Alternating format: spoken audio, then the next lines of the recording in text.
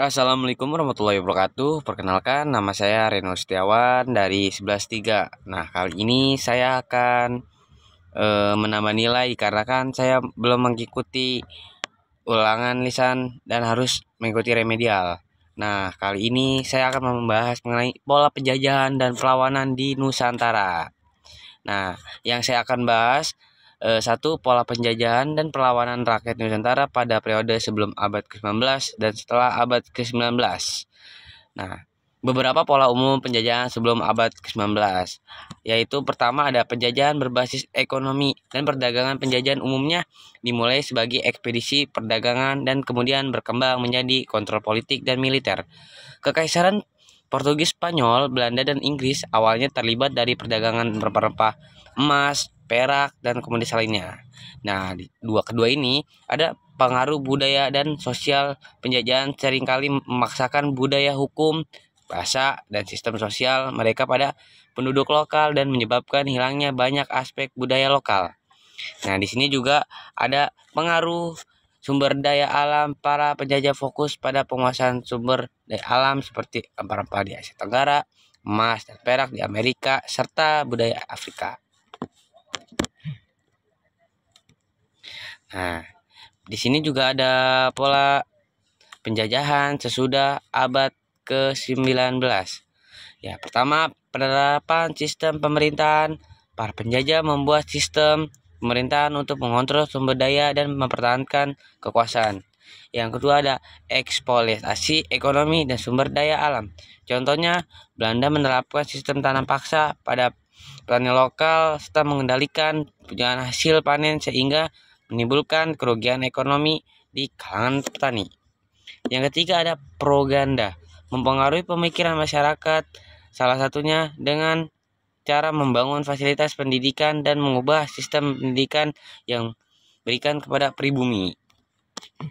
Nah, ada pola perlawanan sebelum abad 19. Perlawanan lokal dan regional banyak memperlawanan yang bersifat lokal dan dipimpin oleh tokoh-tokoh daerah. Misalnya kayak di Aceh terjadi perang Aceh yang berlangsung pada tahun 1870 hingga 1914. Yang di Bali ada perang Puputan Bandung pada tahun 1906. Nah, ada dua gerakan nasionalisme. Memasuki abad ke-20, munculnya gerakan nasionalisme yang lebih terorganisir, memiliki visi kemerdekaan. Contohnya adalah berdirinya organisasi seperti Budi Utomo. Terus nasionalisme kayak Serikat Islam dan Partai Nasional Indonesia yang dipimpin oleh tokoh-tokoh seperti Soekarno dan Hatta. Yang ketiga ada perlawanan bersifat sosial dan ekonomi. Selain perjuangan politik, terdapat juga perlawanan yang berfokus pada isolasi ekonomi. Gerakan yang seringkali melibatkan perjuangan melawan penindasan ekonomi dan sosial diterapkan oleh pemerintah kolonial. Nah, pola perlawanan setelah ke abad 19. Kalau perlawanan lokal dan rakyat mulai menunjukkan berbagai bentuk dan strategi yang lebih terorganisir seperti kayak perlawanan lokal dan kedaerahan. Banyak perlawanan yang dilakukan oleh pemimpin lokal atau sekelompok masyarakat yang berfokus pada masalah spesifik di daerah mereka. Contohnya kayak perjuangan Sultan Agung di Jakarta pada Pangeran Diponegoro dan masa perang Diponegoro. Nah, ada dua perlawanan kultural dan agama. Beberapa perlawanan dipengaruhi oleh motif agama atau budaya seperti perlawanan para oleh ulama dan agama yang menolak kebijakan kolonial yang mengancam nilai-nilai lokal dan agama mereka. Yang ketiga ada organisasi gerakan nasionalis. Abad ke-20 melihat munculnya gerakan nasionalisme yang lebih terstruktur seperti Budi Utomo 1908 dan Serikat Islam 1919. Organisasi ini mengadopsi strategi politik dan reformatis untuk melawan kolonialisme. 4. Ada perlawanan bersifat luas. Beberapa gerakan memiliki cakupan yang lebih luas, melibatkan banyak kelompok, etnis, dan sosial. Gerakan yang seperti ini seringkali melibatkan aksi protes, pemogokan, dan demonstrasi.